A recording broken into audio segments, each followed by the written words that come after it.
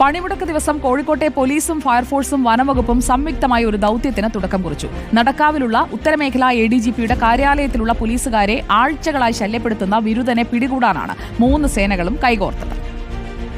സരോവരത്ത് കാറിന് മുകളിലേക്ക് വീണ മരം മുറിച്ചു മാറ്റി മടങ്ങും വഴിയാണ് ഉത്തരമേഖല ADGPയുടെ ഓഫീസിൽ നിന്ന് വിളിയെത്തുന്നത്.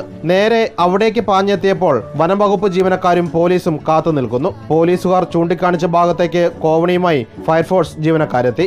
ഇതിനിടയിൽ വനംവകുപ്പ് ജീവനക്കാർ ഇരുമ്പ് കൂട് കൊണ്ടുവന്നു. പോലീസുകാരൻ ഒരു പൈനാപ്പിളും സംഘടിപ്പിച്ചു. പൈനാപ്പിൾ മുറിച്ച് കൂട്ടിലെ കെണിയിൽ കുരുക്കി. കോവണി വഴി ജീവനക്കാരൻ മുകളിലോട്ട്. കൂട് കയറുകൊണ്ട് കെട്ടി വലിച്ചു കയറ്റി കെട്ടിടത്തിന് മുകളിൽ സ്ഥാപിച്ചു. ഇനി കാത്തിരിപ്പ്. കഴിഞ്ഞ കുറച്ചാഴ്ചകളായി ADGPയുടെയും ഓഫീസ് ജീവനക്കാരുടെയും ശല്യമായി തീർന്ന വിരുദ്ധനായ മരപ്പട്ടിക്ക് വേണ്ടിയുള്ള കാത്തിരിപ്പ്. കെട്ടിടത്തിന് മുകളിലൂടെ തലങ്ങും വിലങ്ങും മരപ്പട്ടി ഓടി ഒച്ചപ്പാടുണ്ടാക്കുന്നത് പതിവായതോടെയാണ് പോലീസ് വനംവകുപ്പിന്റെ സഹായം തേടിയത്. കെട്ടിടത്തിന്റെ മുകളിൽ കയറാൻ വഴിയില്ലാത്തതിനാൽ വനംവകുപ്പ് ജീവനക്കാർ ഫയർഫോഴ്സിനെ വിളിച്ചു. വീഡിയോ ജേർണലിസ്റ്റ് വിനീഷ് ഒളമണയ്ക്കൊപ്പം reporter Sinoj Thomas, in reporter, Kozhikode.